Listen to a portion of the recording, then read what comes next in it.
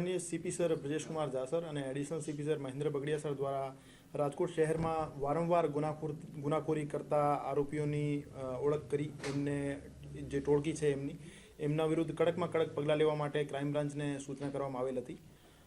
આ સૂચનાની અનુપાલનાના ભાગરૂપે એસીપી શ્રી ભરત વસિયા સાહેબ, પીઆઈ શ્રી ગોંડલિયા સાહેબ, પીઆઈ શ્રી મનોજ ડામોર સાહેબ, પીઆઈ શ્રી જાદવ સાહેબ એમની ટીમો દ્વારા અને ખાસ તौर ઉપર પીએસઆઈ શ્રી સીવી જાડેજા સાહેબ દ્વારા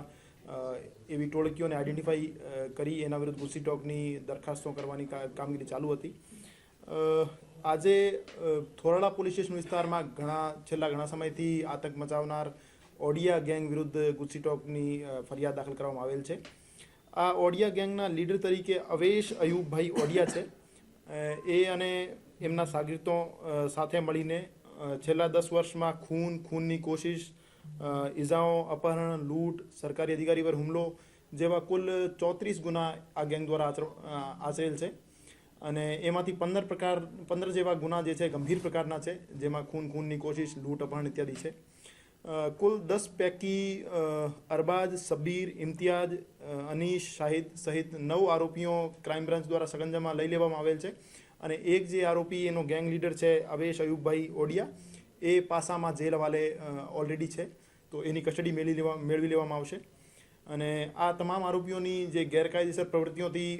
જે અર્જિત મિલકત છે એમની તપાસ થશે અને એને ટાંચમાં લેવાની કાર્યવાહી કરવામાં આવશે। આ સિવાય એમને રાજ્યની અલગ અલગ જેલોમાં ધકેલી દેવામાં આવશે અને આવનાર દિવસોમાં પણ બીજી ગેંગોને આઈડેન્ટિફાઈ કરી લેવામાં આવેલ છે, એને રડારમાં લઈ લેવામાં આવેલ છે અને એના વિરુદ્ધ પણ ગુસ્સી ટોકની કાર્યવાહી થશે।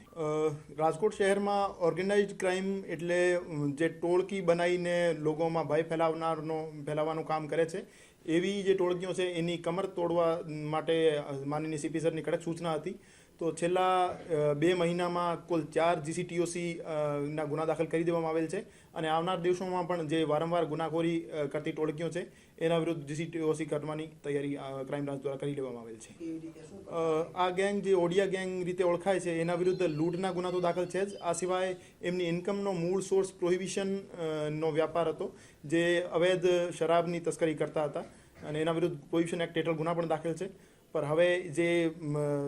ગેરકાયદેસર પ્રવૃત્તિઓથી ઉપજાવેલ મિલકતો છે એમની એ ટાંચમાં લઈ લેવામાં આવશે। આમ તો છેલ્લા ઘણા વર્ષોથી આ ગેંગ સક્રિય હતી, પણ અમે જે ગુસ્સી ટોક છે એમાં છેલ્લા 10 વર્ષની પ્રવૃત્તિઓને ધ્યાને લીધેલ છે, જેમાં છેલ્લા 10 વર્ષમાં આ ગેંગ વિરુદ્ધ 34 જેવા ગુના છે અને 15 એમાં ગંભીર ગુના છે। આ એમનું સરનેમ છે ઓડિયા અને એના સરનેમ આધારે